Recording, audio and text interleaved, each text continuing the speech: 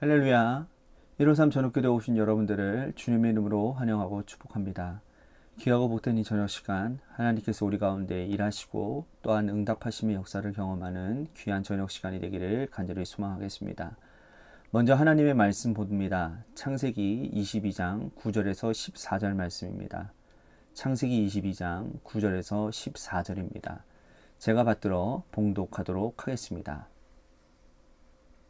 하나님이 그에게 일러주신 곳에 이른지라. 이에 아브라함이 그곳에 제단을 쌓고 나무를 벌려놓고 그의 아들 이삭을 결박하여 제단 나무 위에 놓고 손을 내밀어 칼을 잡고 그 아들을 잡으려 하니 여호와의 사자가 하늘에서부터 그를 불러 이르시되 아브라함아 아브라함아 하시는지라. 아브라함이 이르되 내가 여기 있나이다 하매 사자가 이르시되 그 아이에게 내 손을 대지 말라. 그에게 아무 일도 하지 말라. 내가 내 아들 내 독자까지도 내게 아끼지 아니하였으니 내가 이제야 내가 하나님을 경외하는 줄을 아노라. 아브라함이 그 땅을 여호와 이레로 하였으므로 오늘날까지 사람들이 이르기를 여호와의 산에서 준비되리라 하더라. 아멘. 하나님은요, 우리에게 참 좋은 선생님과도 같은 분이십니다. 좋은 선생님이란 어떤 선생님일까요? 좋은 선생님은 한 학생이 좀 못하거나 문제가 있어도 넘어지면 일으켜 세워주고 또 심하게 빗나가면 혼내기도 하고 또 잘하면 아주 넘치도록 칭찬을 해주면서 그 아이 속에 있는 어떤 탁월한 역량들을 끌어올려주는 그런 끌어내주는 분이 바로 좋은 선생님이라 할 수 있습니다. 학생들이 아무리 좋은 재능을 가지고 있다 할지라도 좋은 선생님을 만나지 못하면 그 안에 가지고 있는 재능과 역량을 다 발휘하지 못하는 것이죠. 우리 인간은요, 태생적으로 원죄를 가지고 태어난 존재라서 죄로 인해서 이리저리 방황을 하던 존재들이었습니다. 그런데 하나님께서는 우리를 믿음으로 의롭다 하셨어요. 약한 인간, 이 악한 인간을 칭의하시고 난 이후에 그 후에 성화의 삶을 살도록 이끌어 가십니다. 그런데 그 성화의 삶을 이끌어 가시는 하나님의 손길이 놀라운 거예요.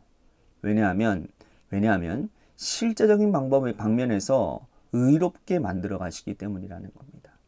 때로는 이러한 모양으로, 때로는 저러한 모양으로 인간을 빚어 가시면서 하나님과 닮게 하시고 시간이 지나서 보면 원래 보잘것없고 형편없는 사람이었는데 제법 주의 일을 감당하는 그런 괜찮은 사람이 되어져 있거든요.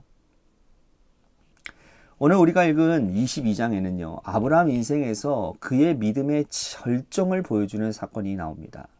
사실 아브라함은 이방인들에게 2번이나 책망을 당했어요. 이집트 바로 왕에게 네가 어찌하여 너를 네 아내를 누이라고 속이느냐 라고 책망을 당했고 또 그랄 왕 아비멜렉에게도 네가 어찌하여 나를 속이고 너의 아내를 누이라고 속였느냐 라고 심한 책망을 당했던 사람이 아브라함입니다. 하나님의 약속을 어기고 또 그 약속을 믿지 못하고 하갈을 통해서 이스마엘을 낳았던 사람. 그래서 신앙의 여러 부분에서 문제가 많았던 사람인데 그랬던 그 사람을 하나님께서 여기까지 오게 하셨다는 거죠. 그 여정 가운데 이제 하나님이 이 아브라함을 어떻게 마지막 믿음의 절정의 자리까지 최고의 자리까지 이르게 하셨는지를 오늘 본문이 우리들에게 말씀하고 있다는 겁니다. 갑작스럽게 이스마엘을 쫓아냈으니 이제는 이 집에 평화가 왔다고 생각했고 이제는 이삭 하나 데리고 살면서 정리된 인생으로 행복하게 살아보겠다고 했는데 하나님께서 갑자기 이 가정에게 받아들이기 힘든 요구를 하십니다. 오늘 그 말씀이 1절 2절에 나옵니다. 이 말씀 보겠습니다. 그 일 후에 하나님이 아브라함을 시험하시려고 그를 부르시되 아브라함아 하시니 그가 이르되 내가 여기 있나이다. 여호와께서 이르시되 내 아들 내 사랑하는 독자 이삭을 데리고 모리아 땅으로 가서 내가 내게 일러준 한 산 거기서 그를 번제로 드리라. 아브라함이 받아들이기 힘든 말씀이에요. 이스마엘도 지금 정리한 마당에 100세 만에 낳은 아들, 진짜 자기의 혈통을 통해서 낳은 그 하나밖에 없는 독자를 바치라고 하니 여러분 이게 받아들일 만 하겠습니까? 우리가 21장에서 우리들이 보았던 것처럼 아브라함은 믿음의 결단을 이루는 방식이 하나님과 밤새도록 기도하는 방법이에요. 그러니까 이스마엘을 떠나보낼 때에도 밤새도록 기도했고요. 처절하게 투쟁하고 눈물 흘리며 엎드린 결과로 아침에 일찍 일어나서 이스마엘과 하갈을 떠나보낼 수밖에 없었습니다. 그리고 오늘 이 이삭을 번제로 드리라는 하나님의 명령으로 또다시 그는 밤새도록 기도를 하는 거예요.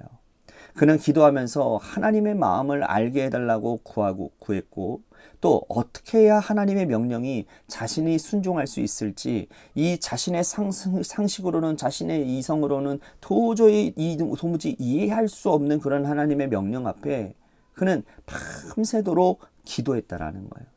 아마 여러분들도 이런 상황 가운데 놓여져 있다면 밤새도록 기도했을 겁니다.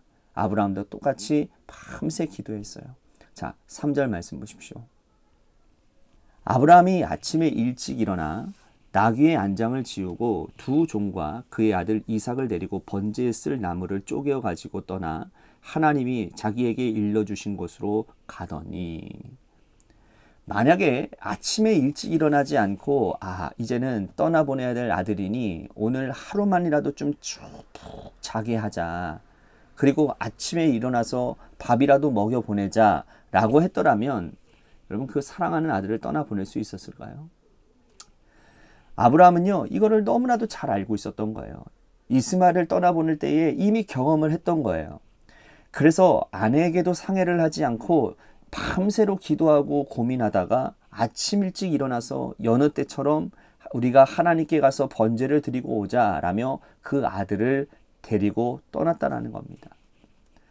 늘 아버지가 하나님께 예배드리던 자리였기에 아들은 의심하지 않고 종과 함께 아버지를 따라 나섭니다. 그리고 사흘 길을 떠나요. 자, 4절 보십시오. 제3일에 아브라함이 눈을 들어 그곳을 멀리 바라본지라. 아브라함의 일생에 이 72시간, 이 사흘 길이 가장 긴 시간이 아니었을까 생각합니다. 인생의 가장 깊은 밤이 아니었을까요? 성경은 3일에 대한 의미를 많이 부여하고 있습니다. 예수님께서도 무덤에 3일 동안 계셨다가 3일 만에 부활하셨죠. 자, 아브라함도 자기 인생의 가장 긴 무덤과도 같은 시간, 칠흑과도 같은 어둠의 시간, 그 3일을 보내야만 했어요. 그런데 3일이 지나자 금으로도 어떤 것으로도 살 수 없는 가장 고귀한 시간이 되고 말았습니다. 왜냐하면 3일 길을 걸으면서 하나님의 마음을 알았기 때문이에요. 자, 5절 말씀 보십시오. 이에 아브라함이 종들에게 이르되 너희는 나귀와 함께 여기서 기다리라. 내가 아이와 함께 저기 가서 예배하고 너희에게로 돌아오리라 하고.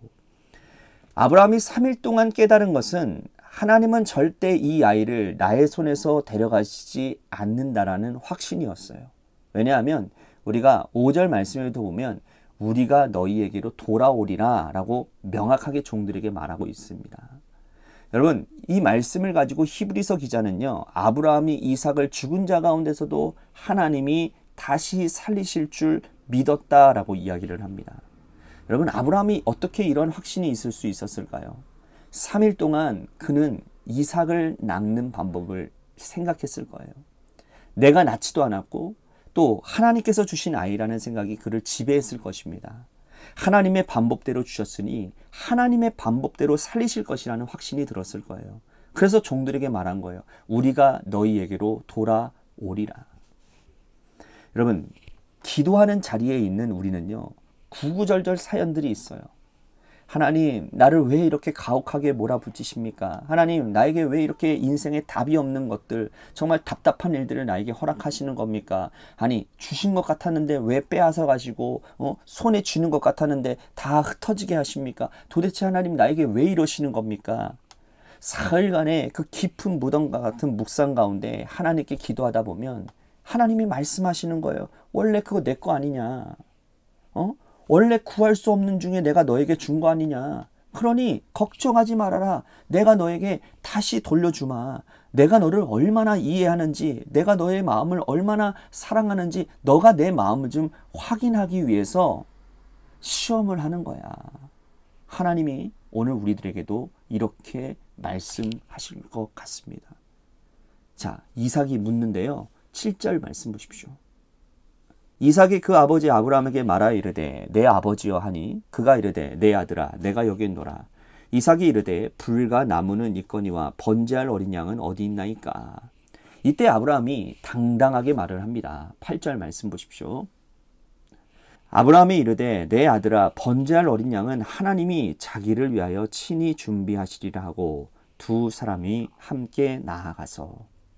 자, 이쯤 되면요 아브라함도 고수가 된 것 같아요. 신앙이 성장하고 신앙이 발전한다라는 것, 하나님의 마음을 나도 안다라는 거예요. 하나님이 나를 알듯이 나도 하나님의 마음을 이제 알 수 있다는 것이죠. 나를 이렇게 코너로 몰고 가시는 것은 결코 나를 파멸시키기 위함이 아니라 이 일을 통해서 하나님의 마음을 깨닫고 뭔가 거기에서 다시 신앙적인 결단과 믿음이 일어서기를 원하시는 하나님의 마음을 아브라함도 깨달았던 것 같습니다. 이쯤 되면 선수가 된 것 같아요. 하나님도 이렇게 이야기하는 아브라함을 보시고 이제 아브라함이 많이 성장했구나 라고 생각했을 것입니다. 처음에 아브라함을 불렀더니 기근이 있다고 이집트로 도망가 버리고 자기 아내를 누이라고 속이고 또 거짓말이나 하고 아무 데서나 아들이나 낳던 아브라함이 이제는 내 마음을 환하게 꿰뚫을 수 있는 모습을 보시고는 우리 하나님 얼마나 뿌듯해 하실까요? 하나님이 이제야 아브라함을 신뢰할 수 있게 된 것입니다. 그래서 하나님이 말씀하세요. 자, 12절 말씀 보십시오. 사자가 이르시되 그 아이에게 내 손을 대지 말라. 그에게 아무 일도 하지 말라. 내가 내 아들 내 독자까지도 내게 아끼지 아니하였으니 내가 이제야 내가 하나님을 경외하는 줄을 아노라. 여기서 이제야 라는 말은 내가 이제야 내 마음을 좀 아는구나, 네가 이제야 내 마음을 좀 이해하는구나 라는 하나님의 말씀인 것 같아요. 여러분, 부모가 자녀를 가장 귀하게 여기고 가장 소중하고 아름다울 때에는 부모의 마음을 이제야 좀 알 때인 것 같아요. 이제 부모의 마음을 조금이라도 헤아릴 때 그때 가장 고마운 것 같아요. 오늘 우리를 코너로 몰아가시는 그 하나님, 우리를 궁지로 모르시는 하나님이 절대 우리를 파멸시키려고 하시는 분이 아니라는 사실을 우리들이 기억하기를 바랍니다. 그 일을 통해서 하나님의 마음을 조금이라도 알았으면 하는 그 하나님의 마음을, 하나님의 계획을 오늘 이 시간 여러분들의 고난과 여러분들의 상황 가운데서 깨닫고 돌아가실 수 있게 되기를 간절히 소망하겠습니다. 이 시간 우리 이 나라와 이 민족을 위해서도 또한 우리 관악교회를 위해서도 간절히 기도해 주시기를 바라고요. 윤상희 자매님과 또한 김순환 권사님의 시술 과정과 시술을 위해서도 간절히 기도해 주시기를 바라겠습니다. 마지막으로 여러분들의 삶의 자리와 여러분들의 자녀들을 위해서 기도하시다가 이 시간 돌아가시기를 바랍니다. 노래 끝날 때까지 우리 같이 합심하여 기도하도록 하겠습니다. 기도하시겠습니다.